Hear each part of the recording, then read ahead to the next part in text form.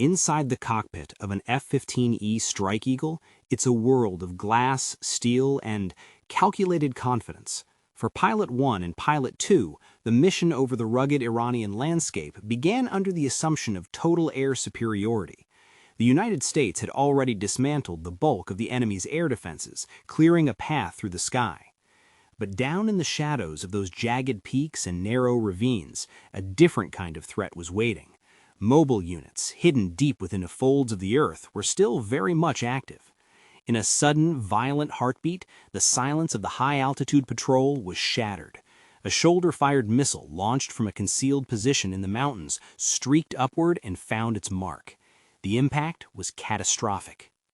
With the aircraft crippled and spiraling toward the earth, the two pilots reached for the only remaining option, the ejection handles. As the canopies blew and the seats fired into the thin air, the mission shifted from a tactical strike to a desperate race against time. The wreckage of the F-15E fell toward the desert floor, but even in its destruction, that plane continued to serve its crew. The ejection seats in the aircraft's remaining systems began emitting automated distress signals, marking what search and rescue teams call the last known position. For Pilot 1 and Pilot 2, the descent under their parachutes was the beginning of a harrowing transition into the 4 stages of survival: survive, evade, resist, and escape. They hit the ground, separated by the terrain, two lone figures in a landscape that had suddenly become a hunting ground.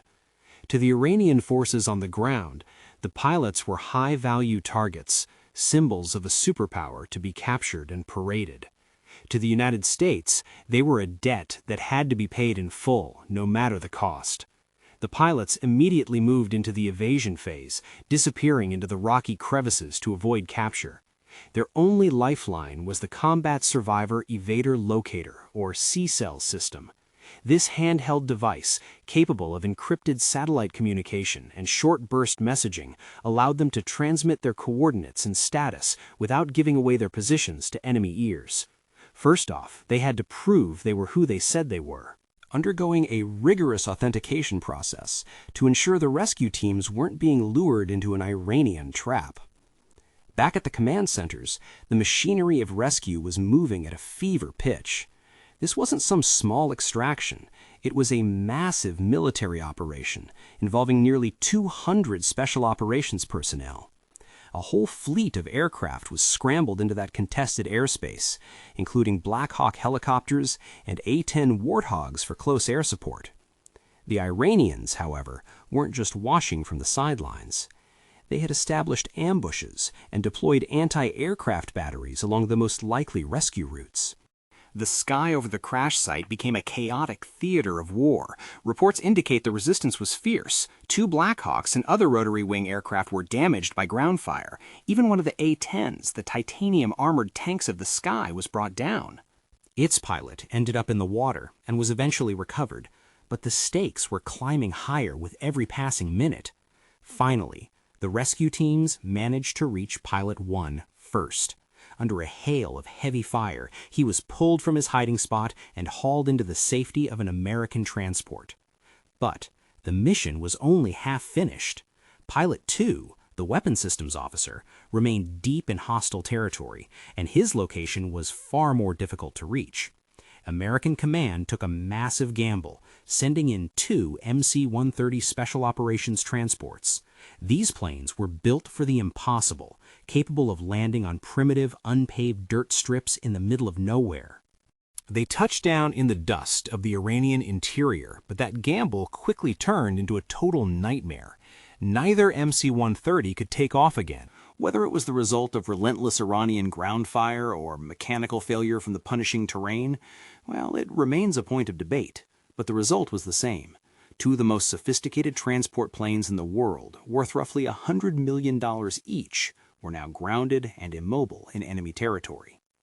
To prevent that technology from falling into Iranian hands, the U.S. issued a grim order: destroy the aircraft.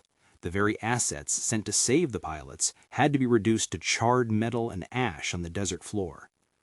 Even with the wreckage of planes and helicopters littering the entire region, the primary focus never shifted from Pilot 2.